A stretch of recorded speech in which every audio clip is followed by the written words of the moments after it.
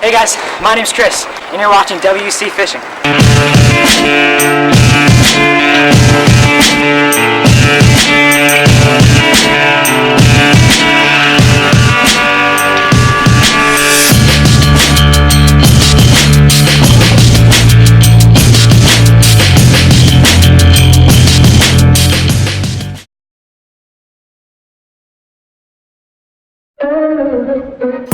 What is going on, guys? Chris here, back again with another video for you guys today. So I don't want to talk too loud. I am at DICKS Sporting Goods, as you guys can see, and since, as you guys know, I don't really ice fish, I decided to do a tackle video today. So I don't know if you guys remember this, but a few months back I was fishing down at the Hudson and I casted my surf casting rod and it snapped in two. Oh my god. Oh, what? How did that happen? Basically, in today's episode, guys, I am looking for a new fishing rod, a new surf casting rod in particular, for the upcoming fishing adventures we are going to have. So I think that's pretty much it. I could try to buy a couple other things, you know, there's some nets here, a portable fishing rod, case things, backpacks, I don't know. All right, let's get started. All right, guys, so this road here seems to be the primary road to look at right now because this is where all the big surf casting rods are.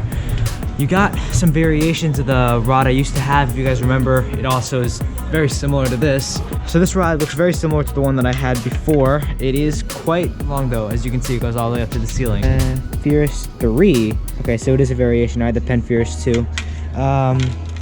All right, let's take a look at it. All right, guys, so the first rod I found for today is this Penn Fierce 3. I think it's a 9-foot surf casting rod. It might be 10, I'm not really sure. But the main problem with this for me, guys, is that it is right-handed reel and I am a left-handed fisherman. So I think it's probably best to get a similar variation to the Penn Fierce 3, which is what this is. Maybe a little shorter and obviously a left-handed reel. So I found, I think, the right-handed version of the rod I was just using right here. All right, let's take a look at it. Check it out. This is the rod I am looking at right now. Penn Fierce 3. This is I guess a model up from what I was using, the Penn Fierce 2. It looks really good. This is kind of what I was looking for. A big surf casting rod, something we can use at, you know, Juneau Pier to catch snook or whatever. Or really any kind of big fish you can catch from the surf or a pier. The other option, I think, would be this fishing rod right over here. It's called the Fortress. I really don't know too much about it. It says it's $79.99, which is quite cheap for a surf casting rod, which makes me wonder of quality, but it looks pretty good. Let's take both rods to a clear area here and examine both and see what the pros and cons are. All right, guys, so I've taken both rods to this clear area in the aisle, and yeah, let's take a look at both of them.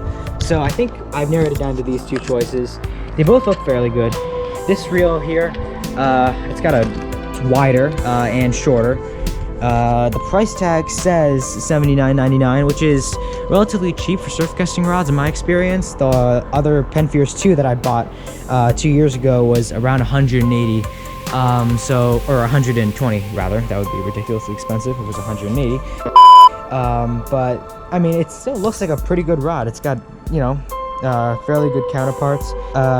You can have 260 yards of 30-pound test. I will have, I think, a 100-pound test on this rod, so I'm not 100% sure if that's the best. It says 80 pounds of 300 yards. And this right here is the Penn Fierce 2. Has a really, really smooth reel. I like that a lot.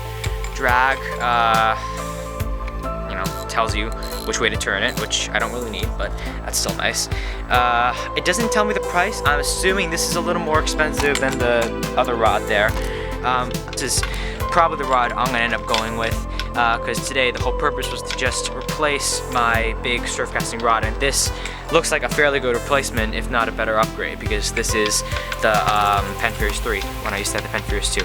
Alright guys, now that I selected the rod I want to get, I think it's time to get some fishing line. I think probably the best option right now is around 80 to 100-pound braid.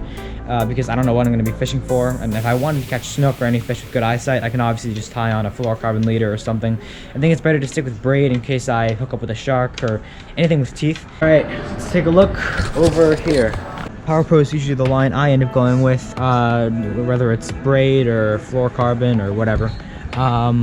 Right now, obviously, though, I'm looking for pretty heavy line, 100-pound test. I think we'd be better off going for 80-pound because I don't imagine us catching anything bigger than like maybe 50 pounds this summer.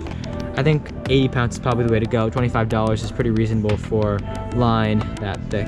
And of course, guys, we have Guggen Squad, tackle boxes, frogs, jerk-based lures, all kinds of things here.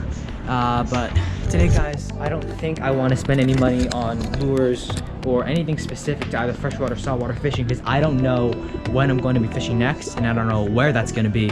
So the next time I go fishing, I want to make sure that I can buy the appropriate lures that I want for that particular spot. So I'm not going to spend any money on that today, guys. I'm only going to try to buy things that are very general. One of the things I've always wanted to get is one of these fish grippers because I've seen this is probably one of the best ways to weigh the fish. You put the gripper on the scale, you zero the scale, and this gives more accurate reading.